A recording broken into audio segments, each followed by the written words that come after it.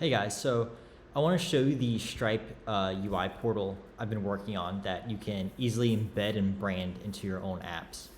So the big problem I see is that if you want to embed your customer like billing stuff into your own app, you usually either link out to the Stripe customer portal, or you have to write your own kind of implementation to fetch all the data and show it.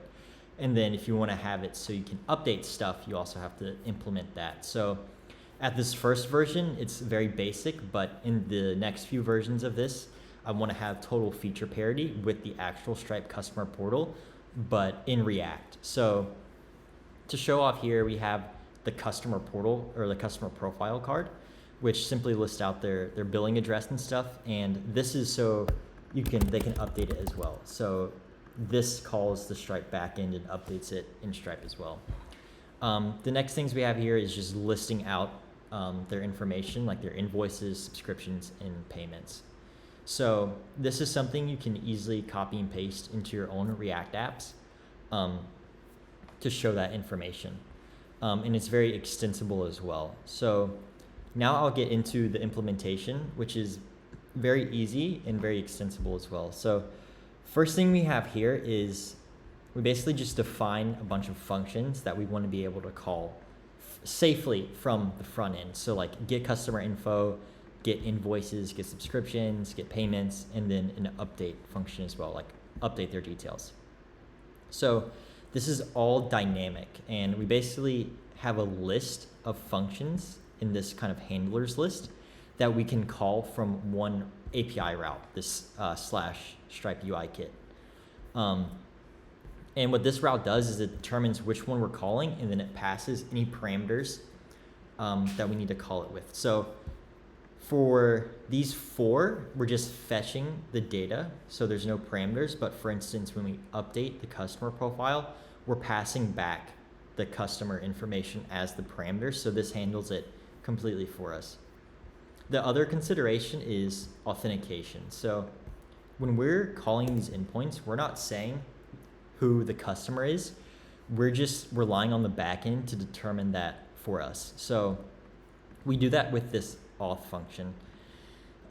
Here's where you'll put in the custom authentication function, whether you're using Clerk or Better Auth, Next Auth, WorkOS, whatever. Using the next request, you can determine the authenticated user. And once you have the authenticated user, then you just need to return a customer ID for that user. And if you're not already storing that in your own database, which you should, here's a good place to find the customer ID based off of maybe their email and then update it in your database.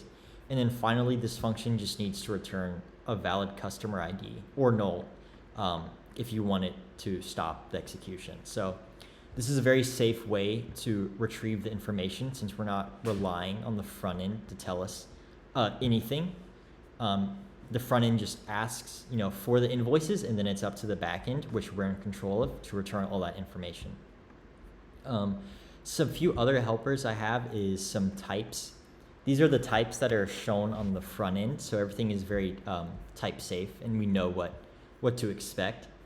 And then we have these pre-made components. So if you want to just drop in the customer profile card, you can just drop in this component here, same with the invoices and payments and stuff. And in the future, there'll be a bit more functionality, but it'll be just as easy to drop in the components.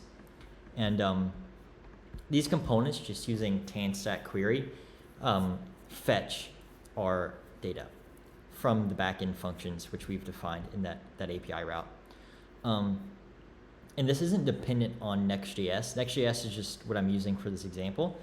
You can move this route, for instance, to like Fast API or Express, and the functionality is basically the same. The implementation of like determining the route, is different, but once you can get it to, calling these functions, it's the same, wherever you're using it.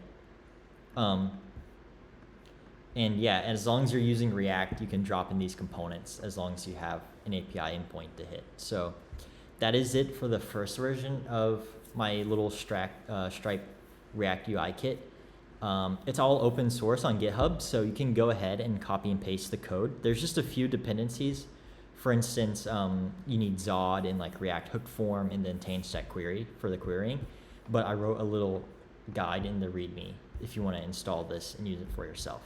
So let me know what you think. Let me know what else you think I should add to this, and then I'll update it and make another video about it. Thank you.